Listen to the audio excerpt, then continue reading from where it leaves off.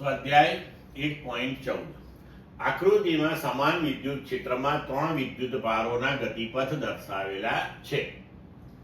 ત્રણ વિદ્યુત ભારોના ચિહ્ન આપો. કયા કણ માટે વિદ્યુત ભાર અને દળનો ગુણોત્તર મહત્તમ હશે?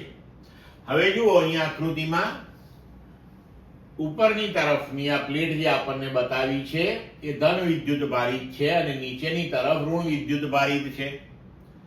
તો સ્વાભાવિક છે કે ધન તરફ ઋણનું આકર્ષણ થશે અને ઋણ તરફ ધનનું આકર્ષણ થશે.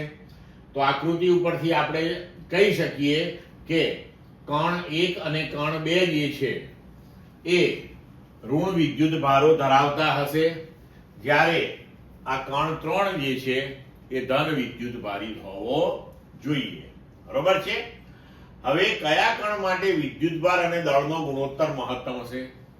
તો દળ m લઈએ, વિદ્યુત ભાર આપણે E લઈએ, તો E/m જેના માટે સૌથી મોટો હોય એનો વિદ્યુત ભાર પણ મોટો હોય અને m એનો નાનો હોય.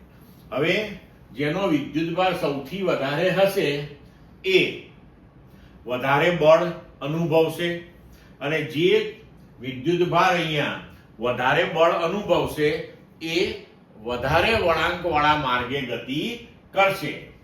તો અહીંયા આગળ આકૃતિ ઉપરથી આપણે જોઈ શકીએ છીએ કે આ 3 નંબરનો જે કણ છે એનો વળાંક વધારે છે, માટે તેના માટે E/m સૌથી વધારે હશે. ક્લિયર મિત્રો?